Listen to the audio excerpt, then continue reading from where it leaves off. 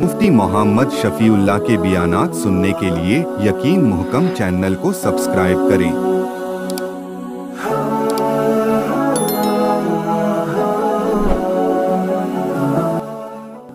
نحمده ونصلي على رسوله الكريم اما بعد فاعوذ بالله من الشيطان الرجيم بسم الله الرحمن الرحيم وَلَقَدْ عَلِمْتُمُ الَّذِينَ اعْتَدَوْا مِنْكُمْ فِي السَّبْتِ فَقُلْنَا لَهُمْ كُونُوا قِرَدَةً خَاسِئِينَ فَجَعَلْنَاهَا نَكَالًا لِمَا بَيْنَ يَدَيْهَا وَمَا خَلْفَهَا وَمَوْعِظَةً لِلْمُتَّقِينَ صدق الله العظيم اللهم صل على محمد وعلى آل محمد كما صليت على إبراهيم وعلى آل إبراهيم إنك حميد مجيد اللهم بارك على محمد وعلى آل محمد كما باركت على إبراهيم وعلى آل إبراهيم إنك حميد مجيد۔ سابقہ درس میں اللہ رب العزت نے بنی اسرائیل اور یہودیوں کو ارشاد فرمایا کہ اگر اللہ کی تم پر رحمت نہ ہوتی نا لَكُنْتُمْ مِنَ الْخَاسِرِينَ، تم بھی بہت بڑے نقصان اٹھانے والوں میں ہوتے۔ یعنی یہ وہ یہودی اور اسرائیلی تھے جو نبی علیہ السلام کے زمانے میں تھے، انہیں اللہ فرما رہے ہیں۔ آج کی آیت مبارکہ میں سابقہ ادوار میں حضرت داؤد علیہ السلام کے دور میں جو یہودی اور اسرائیلی تھے، بنی اسرائیل تھے، ان کے ساتھ جو ہوا، جو انہوں نے اللہ کی نافرمانی کی اور جو اللہ کا عذاب آیا، اس کا تذکرہ فرمایا۔ اس سوال کا جواب بھی ہو گیا کہ حضرت داؤد علیہ السلام کس قوم کی طرف مبعوث ہوئے تھے۔ میں نے پہلے بھی عرض کیا تھا کہ سابقہ آسمانی کتابیں تورات، انجیل، زبور، یہ تینوں آسمانی کتابیں بنی اسرائیل کے اوپر، بنی اسرائیل کے پاس آئی تھیں، اور بنی اسرائیل کے یہ پیغمبر تھے، حضرت داؤد علیہ السلام بھی، حضرت عیسیٰ علیہ السلام بھی، حضرت موسیٰ علیہ السلام بھی۔ سب سے پہلے تورات نازل ہوئی، پھر اس کے بعد زبور نازل ہوئی، پھر اس کے بعد انجیل نازل ہوئی، اور انجیل کے بعد تقریباً 700 سال کے بعد قرآن مجید نازل ہوا۔ آج کی آیت مبارکہ میں اللہ رب العزت نے ارشاد فرمایا وَلَقَدْ عَلِمْتُمُ الَّذِينَ اعْتَدَوْا مِنْكُمْ، بے شک تم جانتے ہو ان لوگوں کو، اعتدوا منکم، جنہوں نے حد سے تجاوز کیا، وہ تمہیں میں سے تھے، فی السبت، ہفتے والے دن۔ فقلنا، ہم نے انہیں کہا، کونوا قردۃ خاسئین، ہو جاؤ تم ذلیل بندر۔ یہاں پر اللہ رب العزت نے سبت کا لفظ ارشاد فرمایا۔ یہودیوں نے جو اپنے لیے عبادت کا دن پسند فرمایا، اللہ نے ساری اقوام سے پوچھا کہ بھئی تمہیں کون سا دن چاہیے عبادت کے لیے، تو یہودیوں نے کہا ہمیں ہفتے کا دن چاہیے، کیونکہ انہوں نے سمجھا کہ اللہ رب العزت نے کائنات کی تخلیق میں جو ابتدا فرمائی تو وہ ہفتے کا دن تھا۔ 6 دن تخلیق ہوتی رہی، 6 دنوں کے بعد 7ویں دن عیسائیوں نے کہا کہ 7ویں دن اللہ نے آرام کیا، اللہ تھک گیا تھا، لہٰذا ہمیں آرام والا دن چاہیے، وہ اتوار ہے، لہٰذا ہمیں یوم الاحد اتوار والا دن چاہیے۔ جمعہ کا دن اللہ رب العزت نے امت محمد صلی اللہ علیہ وسلم کو عطا فرمایا۔ جمعہ کے دن کی اتنی خصوصیات ہیں، فرمایا کہ حضرت آدم علیہ السلام کو جب اللہ نے تخلیق فرمایا جمعہ کا دن تھا، جب روح ڈالی پھر بھی جمعہ کا دن تھا، جنت میں داخل فرمایا جمعہ کا دن تھا، زمین پر بھیجا پھر بھی جمعہ کا دن، جب حضرت حوا اور حضرت آدم علیہ السلام کی ملاقات ہوئی وہ بھی جمعہ کا دن تھا، عرفات کا میدان تھا، جب قیامت قائم ہوگی محرم کا مہینہ ہوگا، دن جمعہ کا ہوگا، اور میدان محشر میں جب اللہ سوال و جواب فرمائیں گے دن جمعہ کا ہوگا، جنت میں جب اللہ رب العزت جنتیوں کو اپنا دیدار کروائیں گے دن جمعہ کا ہوگا۔ تو فرمایا کہ جمعہ کے دن کے اجتماع کو مسلمانوں کے لیے عبادت کا دن بھی قرار دیا، اور رسول اللہ صلی اللہ علیہ وسلم نے یہ بھی ارشاد فرمایا کہ جب جمعے کے دن خطیب خطبہ دے رہا ہو اور کوئی شخص کنکریوں سے یا تنکوں سے کھیل رہا ہو، اس کو پتہ ہی نہیں چلے گا، اس کے سارے اعمال ضائع کر دیے جائیں گے۔ اس لیے جب خطیب خطبہ دے رہا ہو، خطیب کی ان نگاہوں میں نگاہیں ڈال کر اس کا جو خطبہ ہے توجہ سے سننا چاہیے، یہ واجب ہے۔ اور اس کے بعد فرمایا فی السبت، ہفتے والا دن یہودیوں کا تھا۔ بھئی اس دن میں کوئی بندہ نہ کوئی کاروبار کر سکتا ہے، بس یہ عبادت کا دن ہے، سارا دن آپ نے اللہ کی عبادت کرنی ہے، شکار بھی نہیں کرنا۔ بحر قلزم ان کے یہ جہاں آباد تھے، بحر قلزم کے کنارے آباد تھے، اور جو بستی تھی اس کا نام ایلا تھا۔ اللہ رب العزت نے ارشاد فرمایا کہ ہفتے والے دن مچھلی کا شکار نہیں کرنا۔ جیسے مسلمانوں کو حکم ہے کہ جمعہ کی پہلی اذان ہو جانے کے بعد امام کے سلام پھیرنے تک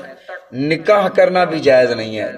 یعنی آپ مسواک کر سکتے ہو، خوشبو لگا سکتے ہو، غسل کر سکتے ہو، جمعہ کی تیاری میں جتنے بھی امور ہیں، جتنے بھی کام ہیں وہ تو کر سکتے ہو، اس کے علاوہ کوئی اور کام بالکل ہرگز نہیں کر سکتے۔ یا ایھا الذین آمنوا اذا نودی للصلاۃ من یوم الجمعۃ فاسعوا الی ذکر اللہ وذروا البیع،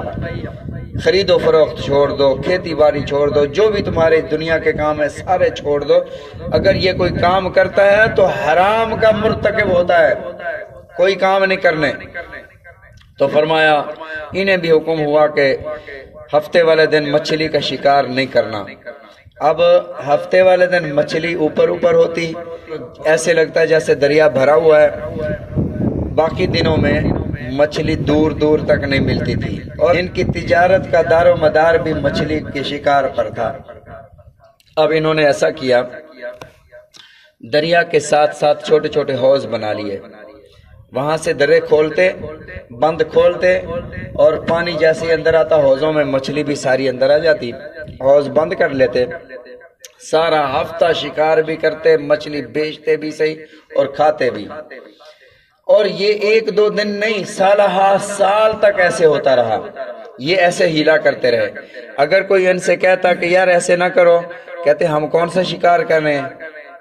ہم نے تو ہفتے والے دن شکار نہیں کیا، ہم نے تو اتوار پیر منگل بدھ اگلے دنوں میں شکار کیا ہے، اس دن تو شکار نہیں کیا۔ حضرت داؤد علیہ السلام مبعوث ہو گئے، اس دوران حضرت داؤد علیہ السلام مبعوث ہوئے، انہوں نے بھی منع کیا کہ نہ کرو ایسا، یہ اللہ کی نافرمانی ہے۔ انہوں نے کہا جی ہم کون سا کر رہے ہیں، جیسے آج کل ہمارے پاس فتوے ہیں نا، ہر بندے کے پاس فتوے ہیں، جو بھی کوئی کام کر رہا ہے وہ حلال ہے حرام ہے، اس کے پاس فتوے ہیں، جی ہم کون سا غلط کر رہے ہیں،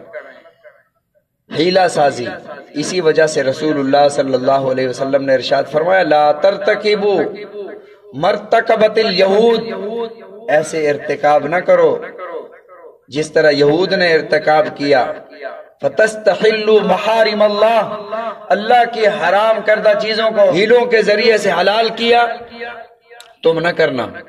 اور مسلمان بھی کرتے ہیں، تجارت میں کئی طرح کے ہیلے کر کے اس کو حلال کر لیتے ہیں، اور اسی طرح قربانی سے بچنے کے لیے، زکوٰۃ سے بچنے کے لیے بھی، قربانی سے بچنے کے لیے کہ مسافر پر قربانی نہیں ہوتی، تو میں سفر پر جا رہا ہوں بہن کے گھر لاہور، لہٰذا قربانی ساقط ہو جائے گی، مسافر پر قربانی نہیں ہے۔ زکوٰۃ سال گزرنے سے پہلے 10 دن پہلے اپنا سب کچھ بیوی کے حوالے کر دیا، پھر وہ سال گزرنے سے پہلے 10 دن پہلے شوہر کے حوالے کر دیا، ہبہ کر دیا، میں اپنا سب کچھ آپ کو دے رہا ہوں۔ اب نہ اس پر سال گزرا نہ اس پر سال گزرا، تو یہ ایسا حیلہ ہے، اللہ کو تو پتہ ہے نا، یہ ایسا حیلہ ہے جو حیلہ بنی اسرائیل نے کیا تھا۔ تو وہاں پر جب انہوں نے حیلہ کیا، حضرت داؤد علیہ السلام کے منع کرنے کے باوجود بھی اس پر لگے رہے، لیکن اس میں سے 12,000 لوگ ایسے تھے جو اس فعل بد سے جدا ہو گئے۔ اب یہاں پر 3 گروہ بن گئے، 3 جماعتیں بن گئیں، بہت سارے ایسے تھے جو یہ کام کر رہے تھے اور باز نہیں آ رہے تھے، اور کچھ ایسے تھے جو بالکل دور ہو گئے تھے اور منع بھی کر رہے تھے، اور تیسرے وہ تھے جو منع نہیں کر رہے تھے، وہ کہہ رہے تھے کہ بھی ان کا فعل ہے، یہ اپنے فعل کے خود ذمہ دار ہیں، ہم نہ انہیں منع کرتے ہیں نہ ہم خود کرتے ہیں۔ تو جو منع بھی کر رہے تھے انہوں نے کہا یار اللہ کا عذاب نہ آ جائے، انہوں نے ایک باڑ بنا لی، ایک دیوار بنا دی، ان کو جدا کر دیا، خود جدا ہو گئے، اور ان لوگوں کی آوازیں آتی تھیں، ان دیوار کے ساتھ یہ لوگ رہتے ہیں، دیکھتے نہیں تھے۔ ایک رات سوئے تو صبح کو آوازیں نہ آ رہی ہوں، رونے کی آوازیں آ رہی ہوں، تو انہوں نے جو دیکھا وہاں سے تو بندر اور خنزیر بنے ہوئے تھے۔ یہاں بندروں کا ذکر ہے، سورہ اعراف میں مکمل رکوع ہے، اس پر مکمل تفصیلات ہیں۔ وَجَعَلَ مِنْهُمُ الْقِرَدَةَ وَالْخَنَازِيرَ، وہاں خنزیروں کا ذکر ہے، ان کے بوڑھے لوگ خنزیر بن گئے تھے، جوان بندر بن گئے تھے۔ اللہ رب العزت نے بندر اور خنزیر کیوں بنایا؟ اور بھی تو جانور تھے، اللہ کسی اور جانور میں تبدیل فرما دیتے۔ مفسرین کرام رحمہ اللہ نے اس کی وجہ ارشاد فرمائی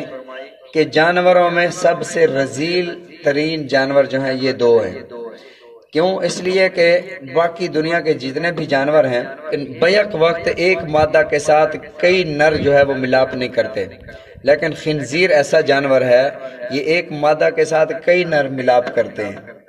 یہ بے غیرت جانور ہے، اور جس معاشرے میں اس جانور کو کھایا جائے وہ بھی ایسے فحاشی کی طرف چلا جاتا ہے، کیونکہ ہر چیز کے، ہر جانور کے، ہر گوشت کے، ہر جو بھی آپ غذا کھاتے ہیں اس کے اثرات ہوتے ہیں انسانی بدن پر۔ اور بندر ایسا ذلیل جانور ہے، یہ انسان کے مشابہ تو ہے، لیکن یہ جانور اپنے ہم جنس کے ساتھ بدفعلی کرتا ہے۔ اسی لیے اللہ رب العزت نے جو اللہ کا قانون فطرت ہے اس سے یہ دونوں ہٹ کر کام کرتے ہیں، تو قانون فطرت سے ہٹ کر بنی اسرائیل نے مچھلی کا شکار کیا تھا، اللہ نے منع فرمایا، تو من حیث القوم ساری قوم اس میں مبتلا ہو گئی، تو اللہ رب العزت نے انہیں بندر اور خنزیر بنا دیا۔ یہ جو نظریہ ہے کہ انسان پہلے بندر تھا پھر یہ ترقی کرتے کرتے انسان بنا، ایسا نہیں۔